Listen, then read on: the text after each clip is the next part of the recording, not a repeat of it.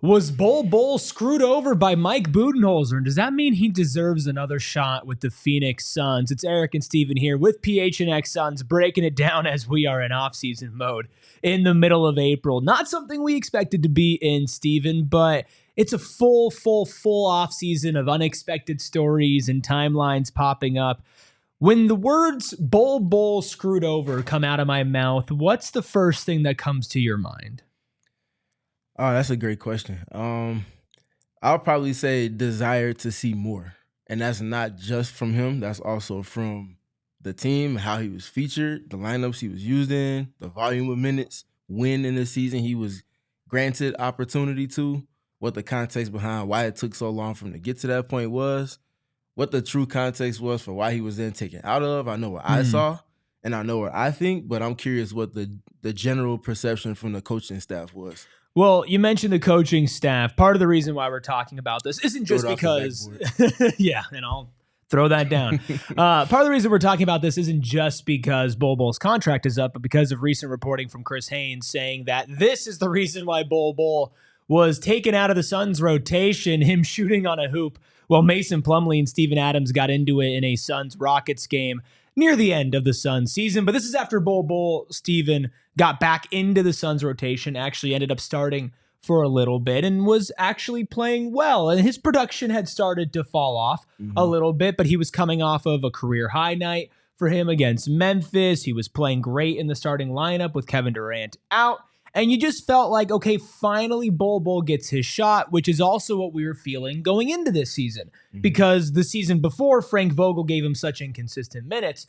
And if anything, Mike Budenholzer was more inconsistent in the fact that he just was not playing. Do you feel like from what you saw when Bull was on the court for the Suns, that he earned more playing time than he ended up getting this season? So for context, from basically the beginning of February to the beginning of March, he played, 262 minutes, averaged out to 23.8. Let's call it 24. Averaged 14, grabbed 6 rebounds, had a steal or had an assist, 1.9 blocks, and almost a steal. Sounds like Not a bad. rotation player to me. Not bad. Effective field goal percentage, 64.9. So that's all encompassing, including free throws. Very good. 55% from the field in general, 37.9% from three. All of those numbers are really good, but it's always about that process I speak to. People call me a numbers guy, but the numbers have to come with context applied to either support or go against your claim. Eyes first, ears second, numbers third. Eyes first. When Bo was on the court, first of all, he came into the rotation while Durant was out. So that kind of manipulates the numbers a little bit because the touches and usage and demand from him are completely different in that context compared to when he's on the court. So let's look at it specifically when KD was on. Started some games with him, played a lot of minutes with him. The minutes were okay, but everything starts with me on the defensive end of the floor because of where the Suns were. If you have that length, if you have that size, it has to be impactful past just the arbitrary numbers. And looking at the eye test, he did come up with a lot of blocks, yes. He had some activity moments, yes. But how often was he in rotation and either not communicating or late in his rotations, which then puts other people behind schedule with the decisions they have to make in like a domino effect? That happened a lot more often than not if he was where he was supposed to be in general. Those things are non-negotiables, especially if you're a role player. So start there, I'll flip it to you, and then we can come back after that. Well, I think what I would consider Bull as a highlight defender because of his length. And he has a decent nose for shot blocking as well, something that probably comes naturally considering how big and long he's been for his entire life. Yeah. And I think that is true, that beyond that, his defensive impact leaves a lot to be desired. And on a team that was already one of the worst defensive teams in the league this year, if not the worst defensive league by an eye test stat rather than the actual stats, it's tough because you kind of, from my perspective, want to judge him individually, but also put him in the context of this entire team defensively wasn't great. Would he have been better if he was surrounded by a better defensive scheme and better defensive players? But if we look at it individually, I don't blame you for wanting more from that end from Bull at all, because I did too. Yeah, that's the thing for me. And I think you made a good point when talking about the block shots, because pretty much all last season before I got here with PHNX, I hammer home the fact that he's good at contesting shots. He's good at understanding his wingspan, not being too close to where he's fouling, but being close enough to where he's impacting the vision or the release or both of a shooter, whether it's layups, dunks, or field goal attempts away from the basket. The issue is, though, you have to be in position for that to have the impact that you need to on a rep-by-rep basis. And oftentimes, especially closing out the three-point shooters, he was not the best. And if he was on time with that initial closeout, that second part is being able to then cut off a drive because you're running someone off the three-point line. That's not something that he was all that great at. He's able-bodied. He's very good with his lateral movement. So I feel like that's not out the realm of expectation to hope that he's able to be consistent with that. I just don't think mentally he's always engaged on that end. And that's where a lot of his lack of execution and activity comes from, because he's just not able to sustain it across a 7 or 6 minute stretch. He might have it for 2 or 3 possessions in a row, but that's not the only amount of minutes that he's going to be in rotation. Now, I know that that's something that's been a theme throughout Bol Bol's career, but I still wonder, from just a human perspective, how much of a lack of improvement on that side of the defensive capabilities and instincts and effort comes from the inconsistency in which he's played and the situation that he's been thrust in. Obviously, last year, the Suns were a lot better of a defensive team than they were this year. But he wasn't given consistent rotation minutes. So how do you carve out your instincts, your identity on that end? This year, not only was he not playing nearly as much as a lot of people thought he was going to under Mike Budenholzer as a 7-foot-plus player that can shoot threes, but he also was surrounded by a lot worse of a defensive scheme and defensive players, right? And that's not me trying to scapegoat the rest of the team, because I do think some of these flaws inherently come with who Bol Bol has shown us that he is. But I also think to myself, okay, well, now he's going to be a free agent this summer. He might be willing to take a vet minimum. His stats over the last 2 years wouldn't warrant anything over a vet minimum on the aggregate. I mean, just about 6 points per game, 3.1 rebounds per game, shooting 37% from the field or from three. Like, it's a good player, right? But that's not a great contract player. In today's NBA and the CBA, you're probably going to be getting a vet minimum, right? Especially because of the things that you discussed when it came to the eye test and defense. But would we be getting more out of Bol Bol if we saw him in a better situation? And can you convince yourself that next season, because this coaching hire is so important and you're going to coach somebody who's more player relatable than a Frank Vogel or a Mike Budenholzer, therefore might communicate with Bol Bol better and give him a better, more consistent role, is it worth it for the Suns to say, you know what, let's bring you back? Or is it time to jump off the roller coaster because of the inconsistencies that it brings? Yeah, I think that's a great question. It's a layered question too, but looking at it still from the defensive lens, he is not a player that's going to trump the ecosystem that he's existing in. He's going to be a player that kind of rises or falters with it. He's never going to be someone that just stands out as an outlier, like a elite level defender. We're not expecting that. I just think there's a certain level that he can reach. Unfortunately, I can't see it as that's exclusive to the ecosystem he's in. So because of that, the defense was not good. 27th generally, but 30, literally the worst in the league in the half court. I can't expect for him to be able to kind of outperform that. But all those things considered before he gets offense, yes, I think he should be brought back. I think because of what we just got done speaking to, he's a byproduct of the ecosystem he's existing in defensively.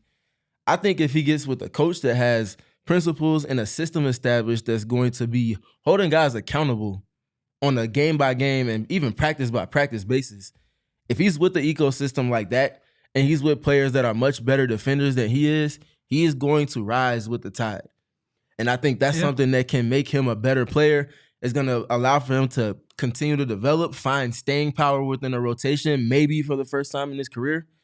And again, we're going to get to the offense, but that's something that can really make him a borderline rotation player for a playoff team and really someone that could go out and win a game in terms of what his potential suggests on a higher level stage. And he did that. I mean, he did that this year where he won you a game with his career high, or where he came out there with his shooting. And I also think that one of the things that people kind of gloss over was going into this season, I think a lot of people expected Bol Bol to be at least a part of this rotation for the Suns, and that was also paired with the fact that everybody expected the Suns to be good, right? So going into the season, people saw a role for Bol bars, but in a team that was actually good. Obviously, that didn't end up happening, and he didn't end up playing, and the Suns didn't end up being good. And here we are on April 22nd talking about this. But offensively, he has a game-breaking ability. Now, not game-breaking to the sense that he should be a surefire starter or even a starter in any sense in this league, but certainly somebody that I think you can bring off the bench to come and muck up a game a little bit. And maybe when he's consistently given that role, offensively, it's easier for him to stay engaged. And I understand that that's probably a knock on him, the fact that you need to do something to keep him engaged. But that's just what some players are in this league. And I'm not trying to knock Bol. It's more just accepting the circumstances of where you are. And if you see all the potential, all the talent from a guy that size and that skilled on offense, I think you need to give him a little more leeway with a team that's going to give itself a lot more leeway next season on the defensive end to grow. That being said, does Bol want to come back here? I think is the final thing that we tackle here on this mini pod is Bol has now spent 2 seasons here in Phoenix on a veteran's minimum. He's been unceremoniously, in a lot of people's opinion, benched by both coaches for a variety of reasons. This past season being pretty ridiculous if what Chris Haynes is reporting is true. Yeah. Despite the fact that it's going to be a different coach, which also might play into this, and Kevin Durant, his idol, his mentor, might be gone and is most likely gone. Does Bol see Phoenix as a place for him to grow, or is it time for him to move on to another chapter in his career? I think that first of all, KD factors into it. I don't know if KD factors in more than David Fizdale does. And that's who, like, obviously naturally spending on-court time with an idol, a legend, someone that's built from that same archetype as you are, you're naturally going to learn a lot from them. So KD definitely played a significant piece, but I don't think his piece played more than Fizz did.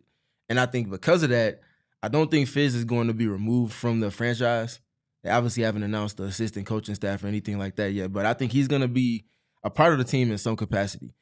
That relationship in particular, because Fizz has shown the trust in Bol, and because of that and the ways he communicates has gotten a buy-in from Bol, I think that opportunity, which is the next piece in that, is what probably will make the most sense for Bol.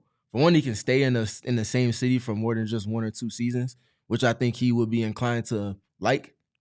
The other big thing is opportunity-wise in the rotation. You have a big 3 construct. One thing you don't need is players that can put the ball on the deck and go and get their own bucket, because you have 3 players that you're literally investing in terms of the team capital. You don't need that. That's too much. You remove 1/3 or potentially 2/3. We'll see what happens with KD. We all assume Bill is gone. Once you start removing those top layers, there's going to be a need for creation, not necessarily in a primary fashion, but in a secondary fashion. Playing off of closeouts a whole lot more. When Booker is not on the court, whether KD is around or not, you're going to need someone else that can potentially do things on their own, go off script at times. That's an asset. So now the lens that his game on offense is going to be looked at in terms of being too much is now going to fit a little bit better. And now if you're looking at him as a rotation player with a new context that's not big 3 oriented or maybe not even big 2 oriented, things look a whole lot different in terms of the opportunity. Naturally, the team is not going to have the same type of expectations in a different context. So maybe you might be given more leash from another That might coach. be a great thing for him. And that's what I'm getting at. So the opportunity, the context that he's playing in, and the fit, all 3 of those things kind of shift as the team dynamic shifts. So if he's able to stay in the consistent location with a consistent coach that he's working with, and the opportunity and the fit and the context shift in his favor, that's what we're talking about in terms of what he should be assessing things from. It could all fall into place. He could also say, you know what, I want to go to a team that's more established, that has a system that I can work on myself. Only time will tell, and when we know, we'll talk about it again right here on PHNX Sports. Hit that like button, hit that subscribe button as well. Make sure you're following along with PHNX Suns throughout all of our off-season coverage. We'll be taking it through the NBA playoffs, free agency, the draft, coaching hires, coaching staff changes, potential front office changes, breaking news, live shows 5 days a week. We got you covered right here on PHNX Sports, plus so much more. Plus, become a diehard today for just $36. Join the best community in all of Arizona sports at gophnx.com/join. Make sure you leave a comment and drop a like. Let us know what you think about if Bol was screwed over by the Phoenix Suns.